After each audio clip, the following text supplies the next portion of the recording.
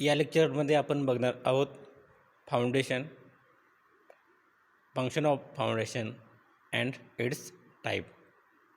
First point, definition of foundation. The lowermost part of a bridge structure is called as foundation. Suppose this is the diagram and this is the bridge girder which rests on pier and abutment. Pier and abutment. This is the abutment.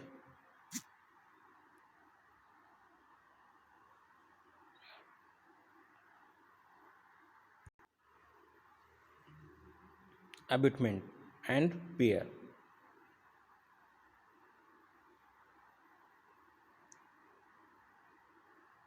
Weight of superstructure carried by pier and abutment, and the same load carried by piers abutment transfers to foundation. This is the foundation, which is the lowermost part of bridge superstructure, which is below the abutment and pier. This is the bottom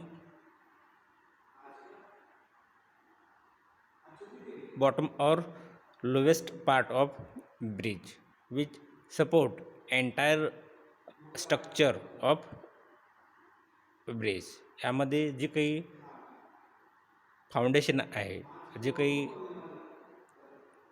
pier असतील किंवा अब्युटमेंट असेल, अब्युटमेंट त्याला काय करतो, support देतो. म्हणजेच जे काही त्याला पियर आणि अब्युटमेंटला तो एक आधार देतो आणि त्याच पद्धतीनं जे काही लोड आहे, जे काही ब्रिज सुपरस्ट्रक्चर आहे, त्याचं जे काही येणारं लोड आहे ते कुठं ट्रान्सफर होणार आहे, ओव्हर द पेयर्स अँड अब्युटमेंट. आणि जे काही पेयर आणि अब्युटमेंटचं लोड ट्रान्सफर होणार आहे ते शेवटी कुठं होणार आहे, फाउंडेशनवरती. कारण फाउंडेशन आहे सर्वात खालचा पार्ट आहे, म्हणजेच lower most part of bridge structure. ब्रिजचा जो काही सर्वात खालचा पार्ट आहे. तर ही झाली definition of foundation. Next point, the component design to carry the total weight of bridge are known as foundation. आता दुसरी एक डेफिनेशन आहे, जे काही कंपोनंट आहे तो कंपोनंट कशासाठी डिझाईन केला आहे, to carry the total weight of bridge. जे काही ब्रिज आहे त्या ब्रिजचं जे काही टोटल वेट असणार आहे ते कोण कॅरी करतं, हा कंपोनंट कॅरी करतो. त्यालाच काय म्हणलं जातं, फाउंडेशन म्हणलं जातं. Next, almost all parts of bridge superstructure और substructure such as abutment, pier rest on foundation. आता जी काही सर्व जे काही ब्रिजचे कंपोनंट्स आहेत, बेसिकली सबस्ट्रक्चरमध्ये जे काही अब्युटमेंट असेल किंवा पियर असेल ते कशावरती रेस्ट आहेत, तर फाउंडेशनवरती रेस्ट आहेत. म्हणजे ते फाउंडेशनवरतीच कन्स्ट्रक्ट केलेले आहेत. मग जे काही टोटल वेट आहे ब्रिजचं किंवा सुपरस्ट्रक्चर ते काय होईल, पियर आणि अब्युटमेंटवरती डिस्ट्रीब्यूट होईल.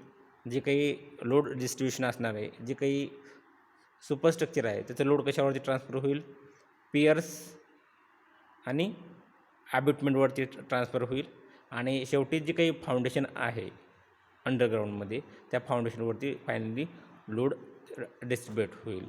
तर ही मग जे काही हे फायनल कंपोनंट आहे तो काय करतो, सपोर्ट करतो कुणाला, हे ब्रिज सबस्ट्रक्चरला, म्हणजेच अब्युटमेंट अँड पियरला. अशा कंपोनंटला काय म्हटलं जातं, फाउंडेशन असं म्हटलं जातं. Next point, functions of foundation. आता जे काही फाउंडेशन आहे त्याचं एक्झॅक्ट जे काही फंक्शन आहेत ते कोणते कोणते आहेत बघू आपण. To take the load of bridge. आता जे काही फाउंडेशन आहे ते जे काही सर्वात बॉटमला कन्स्ट्रक्ट केलं जातं, म्हणजे lower most part of bridge structure आहे तो. मग त्याच्यामुळं जे काही लोड येईल ते फायनली कशावरती येईल, फाउंडेशनवरती येईल. मग त्या पूर्ण ब्रिजचं लोड कॅरी करण्यासाठी फाउंडेशनचा यूज केलं जातं. म्हणजे ते काय करतं, जे काही ब्रिजचं लोड आहे तो घेतो, ते घेण्यासाठी फाउंडेशन कन्स्ट्रक्ट केला जातो. Next, to distribute the load of abutment, pier etcetera over larger area. आता जे काही अब्युटमेंट आहे, जे काही पियर्स आहेत, म्हणजे अब्युटमेंट म्हणजे काय, एंड सपोर्ट ऑफ ब्रिज. जे काही ब्रिज आहे त्याचे एंड सपोर्ट म्हणजेच अबॅटमेंट, आणि जे काही पियर आहे म्हणजे काय असणार ते इंटरमिडिएट सपोर्ट्स ऑफ ब्रिज. यांचं जे काही येणारं लोड आहे ते लोड कशावरती ट्रान्सफर केलं जातं, फाउंडेशनवरती. आणि फाउंडेशन थ्रू जे काही फाउंडेशनच्या खाली जे काही सॉईल आहे, आता ही फाउंडेशन असेल तर या फाउंडेशनच्या खाली जे काही सॉईल आहे याच्यावरती त्या फाउंडेशनचं लोड काय होतं, डिस्ट्रीब्यूट होतं. याकरता फाउंडेशन रिक्वायर्ड आहे. Next, to prevent the tilting and overturning of abutment and pier.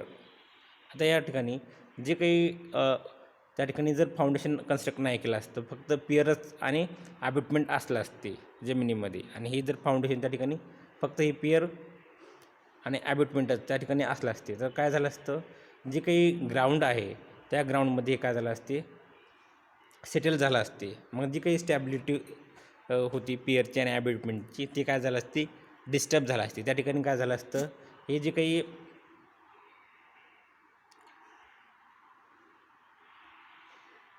काही पियर्स आहेत किंवा अबॅटमेंट आहेत ते जमिनीमध्ये काय झालं असते, सेटल डाऊन झालं असते. मग तिथं जे काही ब्रिज आहे त्याच्यामध्ये डॅमेज झालं असतं. हे प्रिव्हेंट करण्यासाठी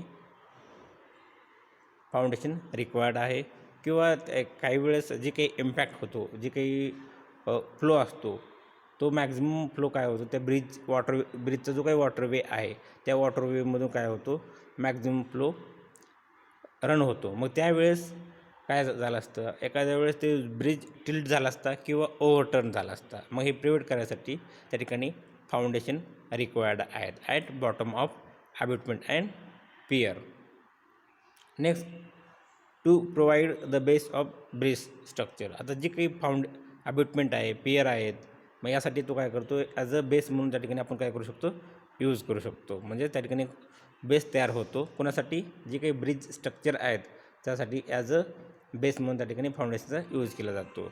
next, to provide stability to the whole bridge. आता जे काही ब्रिज आहे त्या ब्रिजसाठी काय केलं जातं, ॲज अ होल ब्रिज त्या ठिकाणी जे काही फाउंडेशन आहे ते काय असणार आहे, एकदम कॉन्क्रीटपासून किंवा फर्म मटेरियलपासून बनलेलं असणार आहे. त्याच्यामुळं जे काही होल ब्रिज आहे त्या ठिकाणी मॅक्झिमम वॉटर फ्लो होत असेल तर त्या ठिकाणी काय होईल, त्या कंडिशनला देखील हे फाउंडेशनमुळं जे काही अबॅटमेंट आहेत किंवा पियर्स जे आहेत त्याच्यावरती रेस्ट झालेले ते काय असतील, स्टेबल राहतील. अशामुळं जे काही पूर्ण ब्रिज आहे, फाउंडेशन पियर जर स्टेबल असतील तर होल ब्रिज काय राहील, त्या ठिकाणी स्टेबल राहील. तर हे काय आहेत functions of foundation. Next,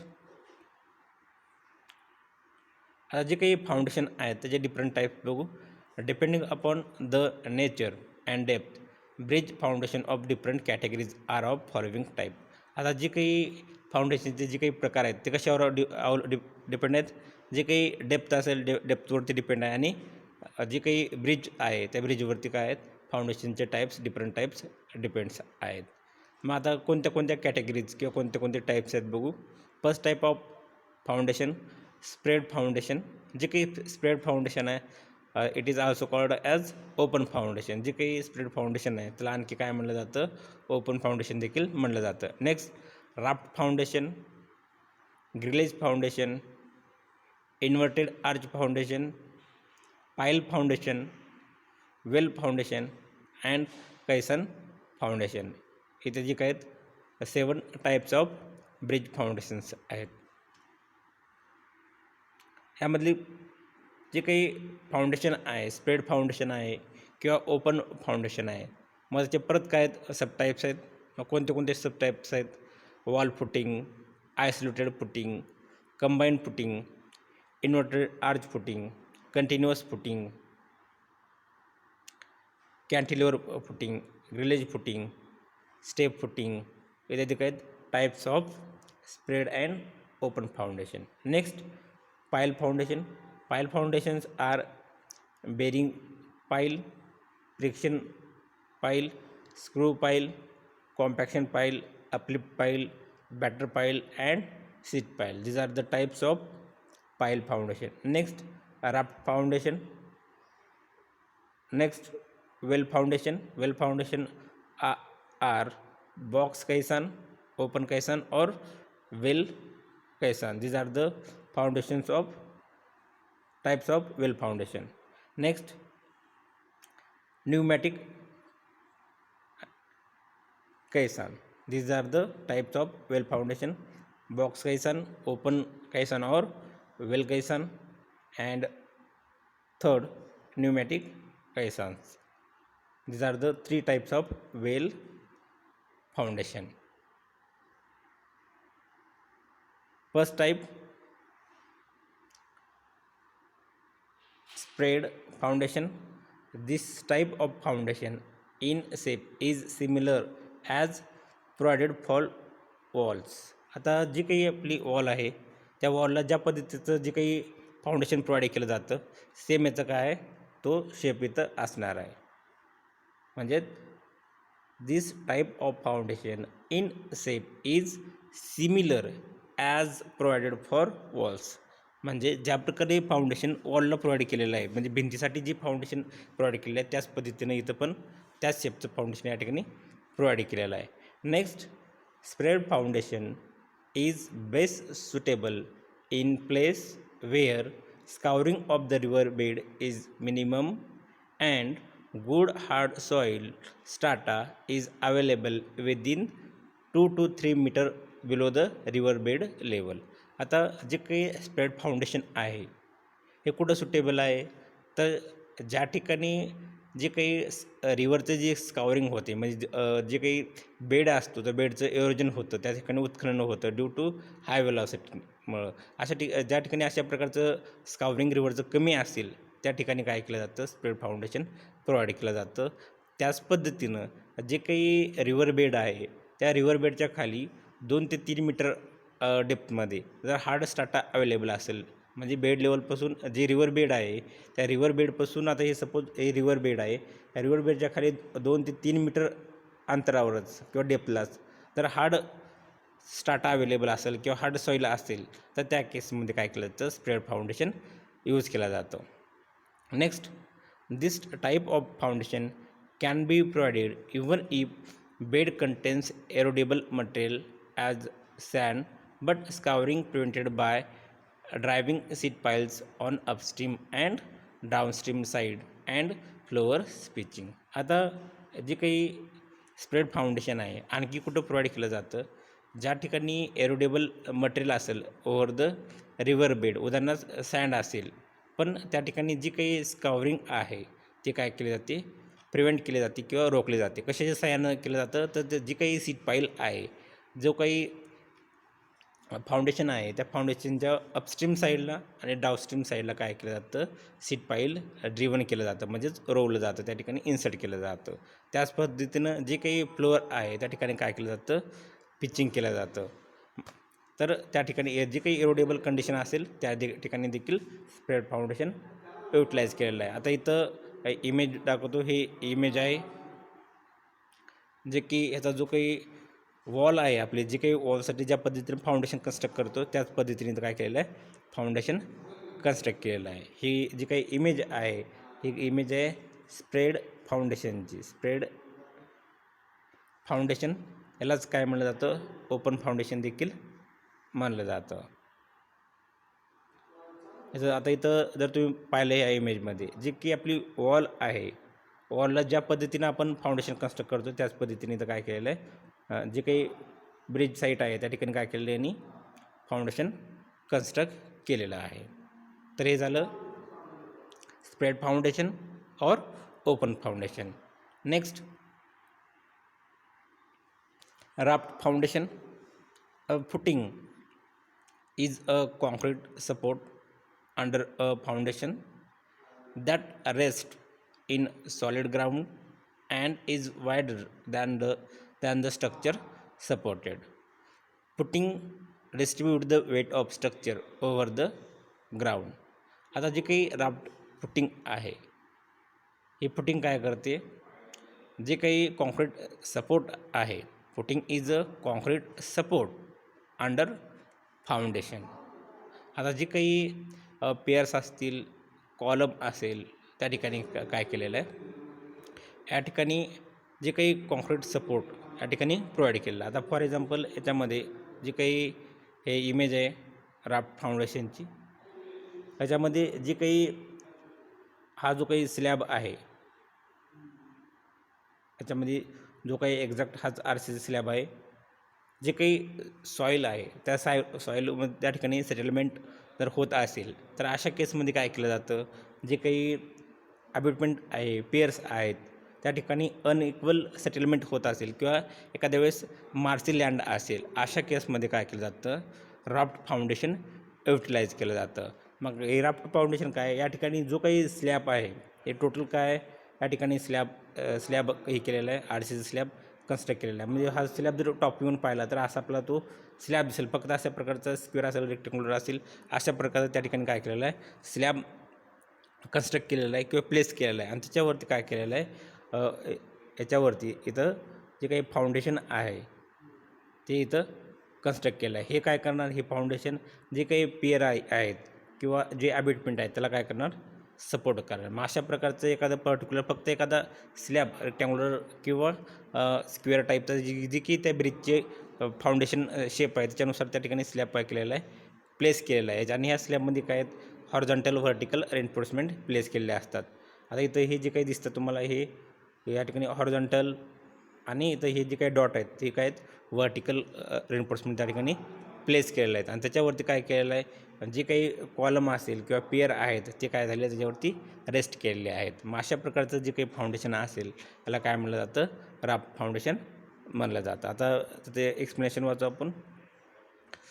footing is concrete support. म्हणजेच काय, ही फुटिंग काय एक प्रकारचं कॉन्क्रीट सपोर्ट आहे. आणि कशाखाली प्लेस केलेलं आहे ही फुटिंग, तर फाउंडेशनच्या मध्ये. म्हणजे जे काही फाउंडेशन आपण जे काही करणार आहे पियरचं किंवा त्याच्याखाली काय केलं, हे फुटिंग कन्स्ट्रक्ट केलेले आहे. आणि जे काही फाउंडेशन आहे ते कशावरती रेस्ट आहे, या फुटिंगवरती रेस्ट आहे. आणि ह्याचं जे काही स्ट्रक्चर आहे ते कसं आहे, वायडर आहे एकदम. जसं ज्या प्रकारे स्लॅब असतो त्या पद्धतीने स्लॅब काय केलं आहे तर कन्स्ट्रक्ट केलेलं आहे. आणि footing distribute the weight of structure over the ground. आता ही जी काही फुटिंग कन्स्ट्रक्ट केली आहे कुठं केली आहे, ओव्हर द ग्राउंड आहे. जे काही लोड येणार आहे ह्या फुटिंगवरती येईल. आणि जे फुटिंगवरचा लोड आलेला काय होईल, जे काही ग्राउंड आहे अंडर लेईंग ग्राउंड त्याच्यावरती काय होईल, लोड डिस्ट्रीब्यूट होईल. Next, raft foundation is a thick concrete slab reinforced with steel which covers the entire contact area of structure like thick floor. आता हे जे काही राफ्ट फाउंडेशन आहे ते काय आपलं कॉन्क्रीट स्लॅब आहे, एक थिक एक स्पेसिफिक जाडीचा तो काय कॉन्क्रीट स्लॅब आहे. त्याच्यामध्ये काय केलं आहेत, रेन्फोर्समेंट प्लेस केलेले आहेत हॉरिझॉन्टल आणि व्हर्टिकली. म्हणजे सिमिलर आपण ज्या पद्धतीनं जे काही स्लॅब असतो आपल्या बिल्डिंगचा त्याच पद्धतीने तर काय केलेलं आहे, पण जे काही ग्राउंड आहे ग्राउंडवरती काय केलेलं आहे तर स्लॅब स्प्रेड केलेला आहे किंवा कास्ट केलेला आहे. Next, the reinforcing bars runs normal to each other in both top and bottom layers of steel reinforcement. आता याच्यामध्ये जे काही स्लॅब आहे त्याच्यामध्ये जे काही रेन्फोर्समेंट प्लेस केलेले आहे ते हॉरिझॉन्टली आणि म्हणजेच जी काही डायरेक्शन आहे ह्या डायरेक्शनमध्ये काय केलं आहे, बोथ डायरेक्शनमध्ये प्रोव्हाइड केलेलं आहे. म्हणजेच हे जर डायरेक्शन कन्सिडर केली, ही जर विड्थ कन्सिडर केली तर ही विड्थ आणि ही जी काही लेंथ असेल, म्हणजे ह्याच्यामध्ये तुम्हाला लेंथ म्हणजे हे बार दिसणार. म्हणजे आपण टॉप व्ह्यू जर ड्रॉ केला तर हे हॉरिझॉन्टली त्यालाच परपेंडिक्युलर बार तिथं काय होणार, रन होणार. मग अशा प्रकारचं तिथं काय केलेलं आहे, रेन्फोर्समेंटचे अरेंजमेंट आहे आणि त्याचं स्लॅब त्या ठिकाणी कास्ट केलेलं आहे ओव्हर ग्राउंड. मग अशा प्रकारचं फाउंडेशन कुठं सुटेबल आहे, राफ्ट फाउंडेशन ज्या ठिकाणी मार्सी लँड असेल, मार्सी लँड अशा ठिकाणी राफ्ट फाउंडेशन सुटेबल आहे. म्हणजेच ज्या ठिकाणी अनइक्वल सेटलमेंट होण्याची पॉसिबिलिटी आहे अशा ठिकाणी काय केलं जातं, राफ्ट फाउंडेशन कन्स्ट्रक्ट केलं जातं. राफ्ट फाउंडेशन दुसरं तिसरं काय नसून जे काही ग्राउंड आहे त्या ग्राउंडवरती काय केलं जातं, एक फ्लॅट स्लॅब कन्स्ट्रक्ट केला जातो विथ रेन्फोर्समेंट. त्याच्यावरती मग पेयर्स असतील, अबॅटमेंट असेल, इरेक्ट केलं जातं. म्हणजेच जे काही पेयर आहे अबॅटमेंट आहे त्याचं जे काही लोड ट्रान्सफर होणार आहे ह्या राफ्ट फाउंडेशन होणार आहे. मग राफ्ट फाउंडेशन जे काही स्वतःकडे आलेला लोड आहे तो काय करेल, आणि त्याच्या खालची जी काही सॉईल आहे सबसॉईल त्याच्याकडे तो काय करेल, ट्रान्सफर करेल. तर ही आहे राफ्ट फाउंडेशन. नेक्स्ट टाईप आहे grillage foundation. Grillage foundation is use when heavy structural loads from column, piers or stanchions are required to be transferred to the soil of low bearing capacity. आता जे काही grillage foundation आहे कधी utilise केले गेलेले, जेव्हा एखादं हेवी स्ट्रक्चर असेल आणि जे काही हेवी स्ट्रक्चर आहे पण ते कुठं आहे, कशावरती रेस्ट आहे, त्या ठिकाणचं जी काही सॉईल आहे ते सॉईल कसं असणार आहे, लो बेरिंग कॅपॅसिटीची सॉईल असणार आहे. मग अशा केसमध्ये काय केलं जातं, ग्रिलेज फाउंडेशन युटिलाइज केलं जातं. एकतर त्या ठिकाणी काय जे काही सॉईल आहे ते सॉईल कशी आहे, लो बेरिंग कॅपॅसिटी आहे, पण त्याच्यावरती जे काही स्ट्रक्चर आपण कन्स्ट्रक्ट करणार आहोत ते कसं असणार आहे, हेवी स्ट्रक्चर असणार आहे. मग त्याचं जे काही हेवी लोड असणार आहे मग ते त्याचं जे काही येणारं लोड बिअर करण्यासाठी त्या ठिकाणी काय केलं जातं, ग्रिलेज फाउंडेशन कन्स्ट्रक्ट केलं जातं. Next, grillage foundation is often found to be lighter and economical. अशा केसमध्ये जी काही ग्रिलेज फाउंडेशन आहे ते कसं आपल्याला एकदम हलक्या प्रतीचं म्हणजे कमी वेटचं फाउंडेशन आहे आणि जास्त इकॉनॉमिकल म्हणजे फायदेशीर फाउंडेशन त्या ठिकाणी असणार आहे. Next, grillage foundation avoids deep excavation and provides necessary area at the base to reduce the intensity of pressure within safe bearing capacity of soil. आता जी काही ग्रिलेज फाउंडेशन आहे ते काय त्या ठिकाणी युटिलाइज केल्यामुळं, ज्या ठिकाणी लो बेरिंग कॅपॅसिटी आहे त्या ठिकाणी ग्रिलेज फाउंडेशन प्रोव्हाइड केल्यामुळं तिथं काय अवॉइड होईल, काय प्रिव्हेंट होईल, तर त्या ठिकाणी आपल्याला जे काही डीप एक्सकॅव्हेशन म्हणजे खोल त्या ठिकाणी उत्खनन करावं लागलं असतं, त्या ठिकाणी हे काय होईल, हा जो प्रॉब्लेम आहे तो मिनिमाइज होऊन जाईल. म्हणजे त्या ठिकाणी डीप एक्सकॅव्हेशन आपल्याला करावं लागणार नाही. म्हणजेच ग्रिलेज फाउंडेशन अवॉइड्स डीप एक्सकॅव्हेशन, म्हणजेच त्या ठिकाणी जे काही आपल्याला जास्तीचं उत्खनन करावं लागलं असतं खोल, मग ते काय होईल, ग्रिलेज फाउंडेशन केल्यामुळे त्या ठिकाणी तसं ते त्या ठिकाणी करावं लागणार नाही. मग जे काही उत्खनन करावं लागलं असतं ते अवॉइड होऊन जाईल. त्याच पद्धतीनं जे काही ग्रिलेज फाउंडेशन आहे ते काय करतं, त्या ठिकाणी स्पेसिफिक किंवा नेसेसरी एरिया जे काही प्रोव्हाइड करतं, जे काही ॲबिटमेंट आहे किंवा पियर आहे त्याच्या बेसला जेवढा रिक्वायर्ड एरिया होतं त्या ठिकाणी काय होतं, त्या ठिकाणी प्रोव्हाइड होतं. म्हणजेच त्या ठिकाणी ग्रिलेज फाउंडेशन त्या ठिकाणी कन्स्ट्रक्ट केल्यामुळं त्या ठिकाणी तो एरिया ठिकाणी अवेलेबल होतो, जेणेकरून जे काही येणारा लोड आहे तो काय होतो, लार्जर एरियावरती काय होतो, डिस्ट्रीब्यूट होतो. जरी त्या ठिकाणी लो बेरिंग कॅपॅसिटी सॉईल जर असेल तरी तो लोड काय होतो, त्या पूर्ण एरियावरती डिस्ट्रीब्यूट इक्वली होतो. मग हे एक ग्रिलेज फाउंडेशनचं ॲडव्हान्टेज आहे. ही डायग्राम आहे याच्यामध्ये हे जे काही बॉटमला कन्स्ट्रक्ट केलेलं आहे अनकेस स्टील ग्रिलेज आहे याच्यामध्ये ही जी, आणि याच्यावरतीच temporary steel stanchion and base plate provide केलेलं आहे. आणि याच्यावरती काय केलेलं आहे, हे जे काही दिसतात याच्यामध्ये हे आहेत या ठिकाणी टी अँगल सेक्शन आहेत. आणि ह्याच्यावरतीच काय केलेलं आहे, जे काही टेम्पररी स्टँचायन किंवा या ठिकाणी बेस प्लेट याच्यावरती प्रोव्हाइड केलं आहे. आणि याच्यावरती काय केलेलं आहे, जे काही कॉलम असेल किंवा पियर असेल, अबिटमेंट आहे तो त्यावरती रेस्ट आहे.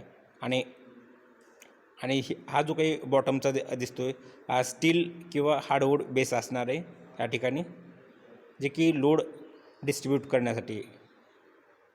आता हा जो काही दिसतो हा बॉटमचा हा स्टील और हार्डवूड बेस ह्याचं जे काही फंक्शन असणार आहे प्रोव्हाइड करण्यामागे, जे काही स्टील आहे किंवा हार्डवूड बेस जो असणार आहे याचं जे काही फंक्शन असणार आहे, तर जो काही हेवी लोड आहे तो काय करतो, स्प्रेड करतो ओव्हर द लार्जर एरिया. या ठिकाणी याचं मेन फंक्शन असणार आहे स्टीलचं, किंवा स्टील त्याला त्या ठिकाणी वापरणार आहे किंवा हार्डवूड बेस वापरणार आहे त्या ठिकाणी. मग याचं जे काही हार्डवूड असेल किंवा स्टील असेल, स्टील बेस याचं जे काही फंक्शन असणार आहे तर त्याचं काय असणार आहे, म्हणजेच जो काही लोड आहे तो काय करतो, स्प्रेड करतो ओव्हर द लार्जर एरिया. आणि याच्या खाली जे काही स्टील आहे किंवा हार्डवूड आहे त्याच्या खाली काय इथं एक्झॅक्टली काय प्रोव्हाइड केलेलं आहे, रॉक किंवा फर्म स्टार्टा अवेलेबल आहे. त्याच्यावरती काय केलेलं आहे, हे स्टील किंवा हार्ड बेस प्रोव्हाइड केलेलं आहे. आणि त्याच्यावरती या ठिकाणी हे अँगल्स आहेत किंवा टी सेक्शन आहेत. हे आय सेक्शन दिसतात त्या ठिकाणी दोन आपल्याला. ह्या दोन आय सेक्शनवरती काय प्रोव्हाइड केलेलं आहे, टेम्पररी स्टील स्टँचा आयन्स किंवा बेस प्लेट याच्यावरती प्रोव्हाइड केलेलं आहे. आणि ह्याच्यावरती काय प्रोव्हाइड केलेलं आहे, जे काही कॉलम आहे किंवा पियर आहे, अबिटमेंट आहेत ते रेस्ट आहेत. म्हणजे सुरुवातीला जे काही लोड कॅरी होणार आहे कोण करणार आहे, ह्या बेस प्लेटवरती लोड ॲक्ट होईल. मग बेस प्लेटवरती जे काही लोड आलेला आहे तो लोड कुठं ट्रान्सफर होईल, ओव्हर आय सेक्शन. मग आय सेक्शनवरती जे काही लोड आलेलं आहे ते कुठं ट्रान्सफर होईल, जे काही स्टील आहे हे जे काही स्टील आहे किंवा हार्डवूड आहे त्याच्याकडे ट्रान्सफर होईल. आणि जे काही लोड आता कुठं आला स्टीलवरती आणि हार्डवूडवरती, मग ते त्याचं किंवा हार्डवूड बेसवरती आलेलं आहे, मग त्याच्यावरचं लोड कुठं ट्रान्सफर होईल, ओव्हर द रॉक और फर्म स्टार्टावरती लोड डिस्ट्रीब्यूट होईल. अशा पद्धतीनं लोड डिस्ट्रीब्युशन असणार आहे ग्रिलेज फाउंडेशनमध्ये. याच्यानंतर नेक्स्ट फाउंडेशन आहे inverted arch foundation. Inverted arch footing और foundation is use to be provided for multistoried buildings in olden times. आता शक्यतो जे काही इन्व्हर्टेड आर्च फाउंडेशन आहे ते कुठं प्रोव्हाइड केलं जातं, ज्या ठिकाणी ओल्ड बिल्डिंग्स आहेत, म्हणजे पहिल्याच्या काळात, आजकाल ते यूज केलं जात नाही, आणि ते बिल्डिंग कसं आहेत मल्टी स्टोरीड आहेत, म्हणजे जे काही याच्यावरची स्टोरी असणार आहेत 2 स्टोरी 3 स्टोरी 5 स्टोरी जे असं बिल्डिंग आहेत, म्हणजे 2 मजली 3 मजली 4 मजली अशा बिल्डिंगच्या केसमध्ये काय केलेलं आहे, इन्व्हर्टेड आर्च फाउंडेशन प्रोव्हाइड केलेलं आहे. परंतु त्याच्यामध्ये काही सुधारणा होऊन, म्हणजेच जे काही रेनफोर्स सिमेंट कॉन्क्रीट आहे त्या ठिकाणी युटिलाइज करून जे काही इन्व्हर्टेड आर्च फुटिंग आहे ते आज पण युटिलाइज केलं जातं. त्याचं एक मेन जे ॲडव्हान्टेजेस ड्रॉबॅक असणार आहे, one of the drawback in this type of construction is that end piles have to be specially strengthen by buttresses to avoid the arch thrust tending to rupture the pier junction. आता यामध्ये याचं जे काही main जे काही एकच disadvantages आहे ते म्हणजे काय करायला लागेल, जे काही एंड्स पाइल्स आहेत त्याला स्पेसिफिकली काय करावं लागेल त्या ठिकाणी स्ट्रेंथन करावं लागेल. मग त्याला त्या ठिकाणी प्रॉपर प्रिकॉशन करून ते जे काही एंड पाइल्स आहेत ते कसं असतात ब्रिटल असतात, मग लवकर काय होतात ते ब्रेक होतात. मग त्याला अवॉइड करायसाठी त्या ठिकाणी काय करावं लागेल, जे काही एंड पाइल्स आहेत त्याला स्पेशली स्ट्रेंथन करायला पाहिजे, जे काही बाय बट्रेस त्या ठिकाणी बट्रेस प्रोव्हाइड करून काय करावं लागेल, जे काही एंड पाइल्स आहेत त्याला स्ट्रेंथन करावं लागेल. जे स्ट्रेंथन केलं तर काय त्या ठिकाणी काय होईल, जो काही आर्च थ्रस्ट होता त्या ठिकाणी ॲटोमॅटिक कमी होईल आणि त्या ठिकाणी पियर जंक्शन त्या ठिकाणी रप्चर होणार नाही किंवा त्या ठिकाणी फ्रॅक्चर किंवा त्याचं ब्रेक होणार नाही पियर जंक्शनमध्ये. मग हे प्रिव्हेंट करण्यासाठी जे काही एंड पाइल्स आहेत त्या ठिकाणी काय केलं पाहिजे, स्पेशली स्ट्रेंथन केलं गेलं पाहिजे by using buttress to avoid the arch thrust tending to rupture the pier junction. तर हे रिझन होतं ज्या ठिकाणी एंड पाईल ह्याच्यामुळं आपल्याला काय करावं लागलं, स्ट्रेंथन करावं लागलं. Next, how ever the advantages of inverted arch construction is that in soft soil the depth of foundation is greatly reduce. याचं मेन जे काही ॲडव्हान्टेजेस आहे ते म्हणजे काय, ज्या ठिकाणी सॉफ्ट सॉईल आहे त्या ठिकाणी काय होईल, जे काही डेप्थ ऑफ फाउंडेशन आहे बऱ्यापैकी काय होईल, कमी होईल. कशामुळं, या ठिकाणी इन्व्हर्टेड आर्च फाउंडेशन प्रोव्हाइड केल्यामुळं काय होईल, जी काही डीप डेप्थ त्या ठिकाणी आपल्याला एक्सकॅव्हेट करावं लागणार होती ती त्या ठिकाणी काय होईल, रिड्यूस होऊन जाईल by using inverted arch foundation. Next, inverted arch footing has been explained in diagram. आता डायग्राममध्ये बघू आपण, जे काही इन्व्हर्टेड आर्च फाउंडेशन आहे ते डायग्राममध्ये बघू. आता ही डायग्राम आहे.